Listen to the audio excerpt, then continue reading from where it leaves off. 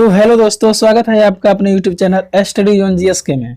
दोस्तों, हम आरसीसी की स्टडी कर रहे हैं और आज ये इसका लेक्चर नंबर 2 है। इसके पहले हमने एक लेक्चर कंप्लीट कर चुके हैं जिसमें हमने पहला चैप्टर इंट्रोडक्शन पूरा कवर कर लिया है। और आज से इस दूसरे लेक्चर में, ठीक है, दूसरे लेक्चर में चैप्टर नंबर 2 यानी कि fundamental of working stress method पढ़ने वाले हैं, जिसे हिंदी में कार्यकारी प्रतिबल विधि कहा जाता है। तो वीडियो को आप बिल्कुल भी स्किप मत कीजिएगा। तो चलिए वीडियो को स्टार्ट करते हैं। सर्वप्रथम इस चैप्टर में जितने भी टॉपिक्स हैं उनको देख लेते हैं, जिससे कि हमें पता चल सके कि हमें इस चैप्टर के अंदर क्या क्या पढ़ना है। ये बहुत ज़्यादा इम्पोर्टेंट चैप्टर है दोस्तों, जिससे आपको वीडियो को बिल्कुल भी स्किप नहीं करना है। ठीक है, बहुत ज़्यादा इंपॉर्टेंट चैप्टर, आपको वीडियो को बिल्कुल भी स्किप नहीं करना है। इसमें WSM की बेसिक के बारे में पढ़ेंगे, यानी कि WSM यानी कि वर्किंग स्ट्रेस मेथड कि बेसिक के बारे में हम लोग जानेंगे। और साथ ही साथ इसमें जितने भी थ्योरी है और जो भी फार्मूला है उनका स्टडी करेंगे। तो इस चैप्टर में टोटल 6 टॉपिक्स हैं।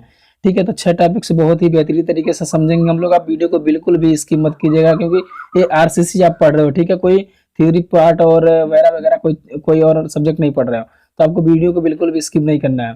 ठीक है, तो सबसे पहले हम लोग देखते हैं कि इस चैप्टर में 6 टॉपिक्स है। तो सबसे पहले पहला टॉपिक्स कौन है, जिसमें से सबसे पहला टॉपिक्स है आपका, सबसे पहला टॉपिक्स है assumption of working stress method. जी हाँ, assumption of working stress method यानी कि कार्यकारी प्रतिबल विधि की मान्यताएं, यह है आपका सबसे पहला टॉपिक्स, और जो कि वेरी वेरी इंपॉर्टेंट है टॉपिक्स। ठीक है, आप WSM और LSM में अंतर आएगा तभी इसी टॉपिक से आप लिखोगे। एजम्पशन यानी होता है मान्यताएं, एजम्पशन ऑफ वर्किंग स्ट्रेस। ठीक है, इसके बारे में जानेंगे और थ्योरी पार्ट है ये।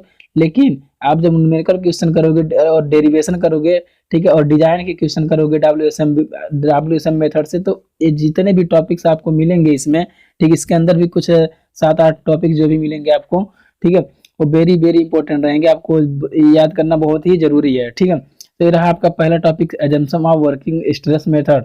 आपका सेकंड टॉपिक्स क्या है, अनुज्ञेय यानी कि प्रीमिजिबल स्ट्रेस वर्किंग स्ट्रेस। ठीक है, प्रीमिजिबल स्ट्रेस आप कह सकते हो या वर्किंग स्ट्रेस इसे कह सकते हो। ठीक है, वर्किंग स्ट्रेस को ही कहा जाता है अनुज्ञेय प्रतिबल या कार्यकारी प्रतिबल। ठीक है, वर्गीय कहिए या कार्यकारी प्रतिबल कहिए।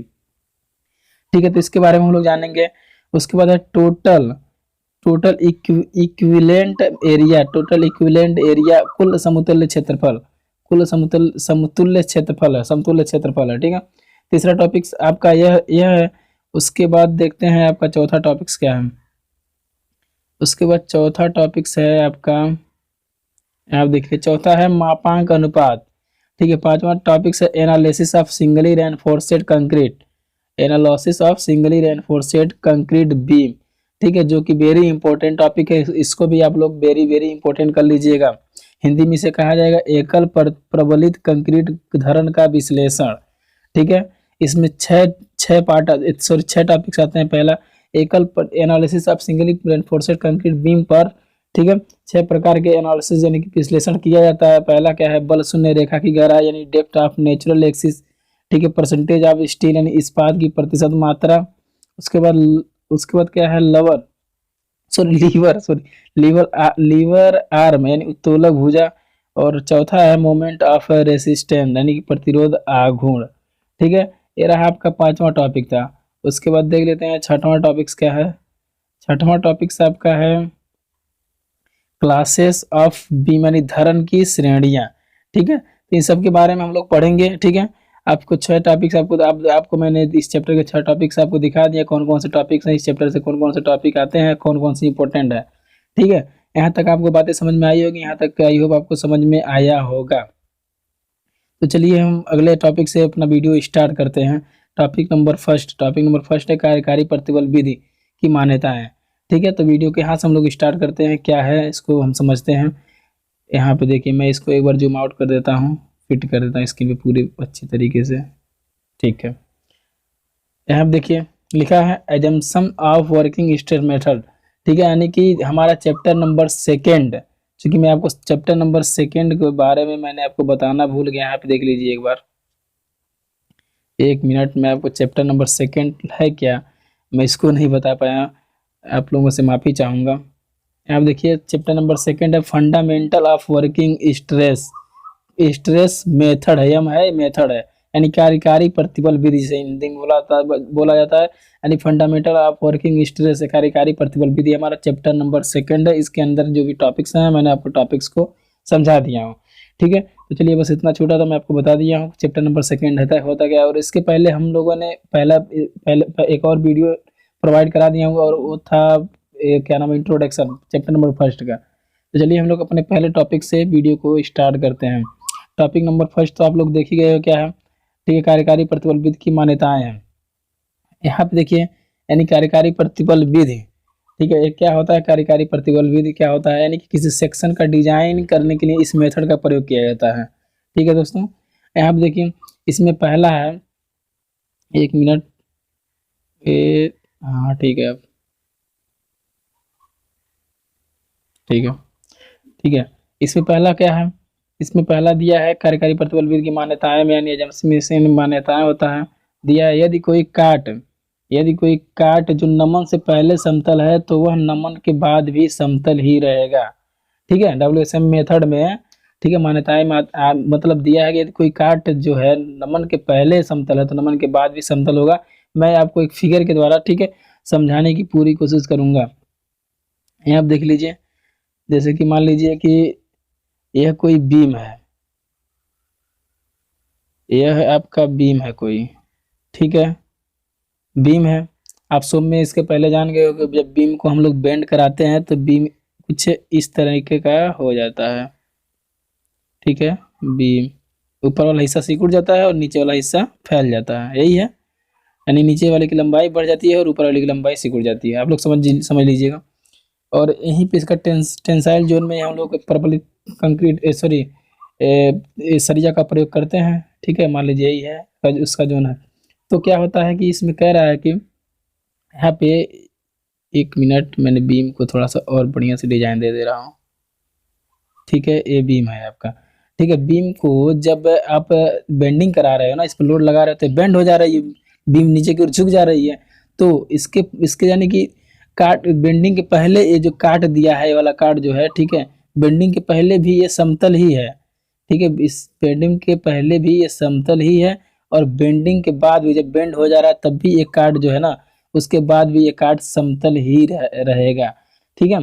तो इसमें बस यही कह रहा है, कुछ नहीं कह रहा कि यदि कोई काट जो नमन से पहले समतल है तो वह नमन के बाद भी समतल होगा। तो ये काट जो है नमन के पहले समतल था, बराबर था, तो नमन के बाद भी समतल ही है ये काट, ठीक है। बस इतना था। और उसके बाद देखिए हम हमारा दूसरा क्या लिखा है, दूसरा पॉइंट क्या लिखा है। पॉइंट नंबर फर्स्ट आपको समझ में आया होगा, पॉइंट नंबर सेकंड पे ध्यान देते हैं क्या है। इसमें लिखा है कंक्रीट, कंक्रीट तथा प्रबलन, एक मिनट कहाँ गया जी, हाँ, कंक्रीट तथा प्रबलन इस्पात पूर्ण रूप से बंधे होते हैं, ठीक है। कंक्रीट तथा प्रबलन इस्पात जो होता है पूर्ण रूप से बंधे होते हैं, यानी कि कंक्रीट जो होता है और इस्पात, ठीक है, पूर्ण यानी परफेक्ट रूप से क्या होता है, बॉन्डेड होता है, यानी ठीक बंधे होते हैं। इसका कहने का मतलब क्या है, मैं आपको एक फिगर के द्वारा समझाऊंगा कि मान लीजिए यह कोई सेक्शन है, ठीक है, जिसमें कंक्रीटिंग की गई है, ये कंक्रीटिंग की गई है, ठीक है, कंक्रीट है लगाया गया है, और इसमें कोई सरिया डाला गया है, सरिया, ठीक है। तो जब आप सरिया को पकड़ करके जब बल लगा के इसको खींचोगे ना तो ये निकलेगा नहीं, क्योंकि यह परफेक्टली इस्पात जो है परफेक्टली यानी कि पूर्ण रूप से बॉन्डेड यानी कि बंधा है सरिया के साथ, ठीक है। बस इसमें सिर्फ इसका कहने का मतलब यही था, ठीक है। आई होप आपको ये समझ में आया होगा पॉइंट नंबर सेकंड भी, ठीक है। पॉइंट नंबर सेकंड भी कुछ था नहीं, पॉइंट नंबर फर्स्ट आपको समझ में आएगा, नमन के पहले समतल था तो नमन के बाद भी समतल रहेगा, और क्या है, कंक्रीट और प्रबलन इस्पात क्या होता है, पूर्ण रूप से बंधे होते हैं, ठीक है। पॉइंट नंबर थ्री क्या है हमारा, यह विधि प्रत्यास्थता के सिद्धांत पर आधारित है, ठीक है। यह जो विधि होती है प्रत्यास्थता के सिद्धांत पर आधारित है, तथा यह माना गया है कि इस्पात तथा कंक्रीट दोनों प्रत्यास्थ हैं जो हुक के नियम का पालन करते हैं, ठीक है, ठीक है। वास्तव में ऐसा होता नहीं है, ठीक है, क्योंकि जो आपका कंक्रीट होता है ना वो ब्रिटल मटेरियल होता है, क्या होता है, ब्रिटल मटेरियल होता है, परंतु ऐसा माना गया है कि प्रत्यास्थता सीमा के सिद्धांत यानी कि प्रत्यास्थता हुक के नियमानुसार आप लोगों को पता है कि विकृति, ठीक है, यानी कि स्ट्रेन यानी कि आप कह सकते हो विकृति यानी प्रतिबल जो होता है क्या किसके समानुपाती होता है, विकृति के। ठीक है, ई प्रोपोर्शनल टू, ठीक है, ठीक है, stress stress proportional to strain, यानी कि प्रतिबल जो होता है समानुपाती होता है विकृति के। बस इसमें इतना था। और आपका नेक्स्ट अगला पॉइंट है इसमें का, 1 मिनट, आपका चौथा पॉइंट क्या है देख ले। 3 पॉइंट हम लोगों ने देख लिए और 3 पॉइंट को समझ भी लिए हैं। ठीक है, चौथा पॉइंट है हमारा, इस विधि में पदार्थों के अनुगेय के है अनुगेय प्रतिबल यानी कि प्रीमिजिबल स्ट्रेस लिए गए हैं। ठीक है, इस विधि में पदार्थों के अनुगेय प्रतिबल यानी प्रिजिमल स्ट्रेस लिए गए हैं। इसको हम लोग अगले चैप्टर में समझेंगे। ठीक है, वहाँ पे पूरा इसका फुल डिटेल के बारे में इसका पढ़ेंगे हम लोग। ठीक है, आपका पांचवा पॉइंट क्या है लिया है यहाँ पे, सभी तनन प्रतिबल इस्पात द्वारा लिए गए हैं तथा कंक्रीट द्वारा कोई तनन प्रतिबल नहीं लिया गया है। सभी तनन प्रतिबल टेंसाइल स्ट्रेस जो होता है स्टील के द्वारा लिया गया है। ठीक है, और कंक्रीट द्वारा कोई तनन प्रतिबल नहीं लिया गया है। वास्तव में ऐसा होता नहीं है। ठीक है, क्योंकि कंक्रीट का भी कुछ तनन प्रतिबल होता है। आप देखिए इस्पात इस्पात इस यहाँ पे देखिए, यानी कि इसके विपरीत आप बोलोगे तो तनन प्रतिबल स्टील के द्वारा तनन प्रतिबल लिया गया है और कंक्रीट के द्वारा मान लीजिए कंप्रेसिव प्रतिबल यानी ठीक कंप्रेसिव स्ट्रेंथ। तो यानी कि इसमें कह रहा है कि तनन प्रतिबल जो होता है, ठीक है, वो इस्पात के द्वारा लिया जाता है, कंक्रीट के द्वारा कोई भी तनन प्रतिबल नहीं लिया जाता है। ठीक है, तो आपको ये भी पॉइंट समझ में आ गया होगा। आपका छठवां पॉइंट है मापांक अनुपात। ठीक है, मॉड्यूलर रेशियो एम का मान 280/3 सिग्मा CBC लिया गया है। ठीक है, यहाँ पे देखिए आपका सातवां टॉपिक क्या है, इसमें सुरक्षा गुणांक सेफ्टी या फैक्टर ऑफ सेफ्टी का उपयोग, ठीक है, यानी यूज मटेरियल पदार्थों के लिए किया जाता है। मैं आपको यहाँ पे आपको फुल स्क्रीन पे दिखा दूंगा, यहाँ पे दिखा देना चाहता हूँ। यहाँ पे देखिए क्या लिखा है इसमें, सुरक्षा गुणांक यानी कि फैक्टर ऑफ सेफ्टी का उपयोग मटेरियल पदार्थों के लिए किया जाता है। किसमें, WSM मेथड में। ठीक है, सुरक्षा गुणांक जो होता है ना, सेफ्टी फैक्टर का जो आपका उपयोग किया जाता है वो मटेरियल पदार्थों के लिए किया जाता है, ये लोड के लिए नहीं किया जाता है। तो यहाँ पे नोट पॉइंट में कुछ लिखा है, देख लीजिए। WSM यानी कि वर्किंग स्ट्रेस मेथड में लोड के लिए सुरक्षा गुणांक यानी फैक्टर ऑफ सेफ्टी नहीं प्रयोग किया जाता, यानी नहीं लिया जाता है। ओनली मटेरियल के लिए लिया जाता है, यानी कि सिर्फ मटेरियल के लिए, यानी कि FOS यानी फैक्टर ऑफ सेफ्टी लिया जाता है, नहीं सुरक्षा गुणांक लिया जाता सिर्फ मटेरियल के लिए। ठीक है, लोड के लिए नहीं लिया जाता है। अब देखिए फॉर स्टील, ठीक है, स्टील के लिए क्या होता है, फैक्टर ऑफ सेफ्टी यानी कि सुरक्षा गुणांक स्टील के लिए 1.78 यानी कि 1.78 होता है। और कंक्रीट के लिए क्या होता है, कंक्रीट के लिए होता है 3। ठीक है, फैक्टर ऑफ सेफ्टी यानी कि सुरक्षा गुणांक।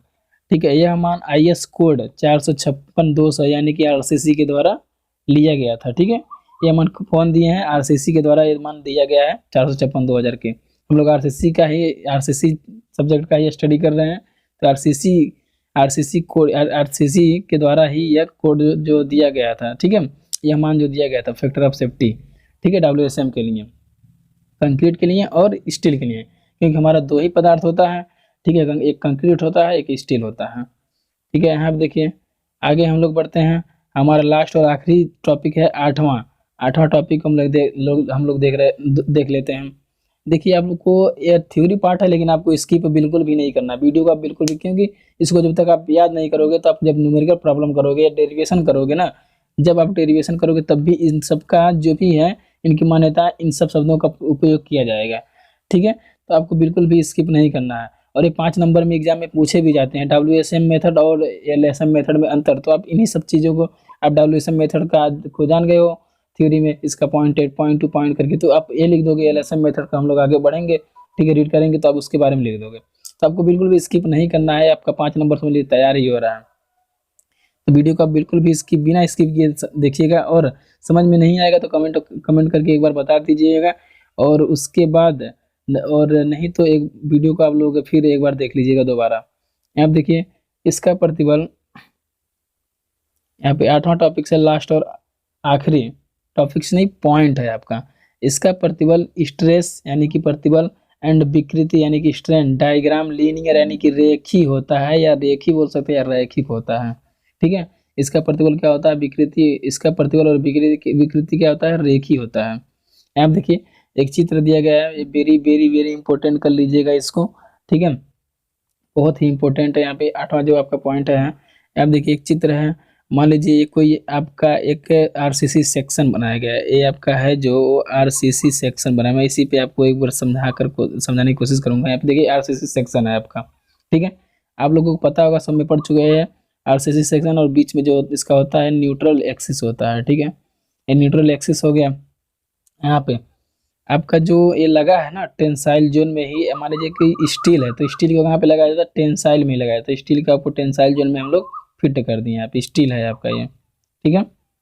आप देखिए उसके बाद आगे आगे हम लोग स्टील का जो सेंटर है, केंद्र है, यहाँ से, ठीक है, एक हम लोग ऐसे रेखा मारे हैं डाट करके, ये रेखा है मान लीजिए, फिर न्यूट्रल एक्सिस का रेखा हम लोग पूरा यहाँ पे कर दिए हैं, फिर ऊपर वाला जो है ऊपर का हिस्सा हम लोग को, ठीक है, रेखांकित कर दिए हैं। उसके बाद क्या किया था, उसके बाद आप एक सीधी रेखा खींचोगे, ठीक है, सीधी रेखा खींचने के बाद क्या करोगे, आप थोड़ा सा आगे इधर बढ़ोगे, ठीक है, फिर यहाँ से आप सीधा यहाँ पे न्यूट्रल एक्सिस से, ठीक है, जहाँ पे रेखा होगा वहाँ से आप लोग काटोगे यहाँ पे, ठीक है, काट देंगे तो यहाँ पे आके ये मिल जाएगा। तो इसके बाद ये यानी कि यानी कि ई किससे प्रदर्शित करते हैं विकृति, यानी कि ये आपका स्ट्रेन डायग्राम हो गया, ठीक है, सेम ऐसे ही आपका, ठीक है, स्ट्रेस डायग्राम बनेगा, ठीक है, यानी कि प्रतिबल आरेख आपका बनेगा सेम ऐसे ही, और ये आपका स्ट्रेन डायग्राम होगा। यहाँ पे सबसे ऊपर आपका ईसी यानी कि सबसे यानी मैक्सिमम होता है, ईसी यानी कि यहाँ पे ऊपर आपका सबसे मैक्सिमम होता है, यानी कि विकृति, ठीक है, सबसे मैक्सिमम होता है, और आप देखिए ईएस सबसे कम होता है आपका सबसे नीचे, सॉरी मैक्सिमम, यहाँ पे ईसी ऊपर ऊपर ले लेते हैं और ईएस नीचे ले लेते हैं, ठीक है, यानी कि विकृति यहाँ पे देखिए यानी कि आपका हो जाएगा यहाँ पे, ठीक है दोस्तों, तो ये कंक्रीट की वैल्यू आपकी यहाँ पे मैक्सिमम हो जाएगी, ऊपर ऊपर आपकी कंक्रीट की वैल्यू मैक्सिमम हो जाएगी ईसी, ठीक है, यानी कि ईसी यानी कि कंक्रीट की विकृति मैक्सिमम हो जाएगी, और यहाँ पे कंक्रीट की यहाँ पे स्टील की विकृति मैक्सिमम हो जाएगी, ठीक है।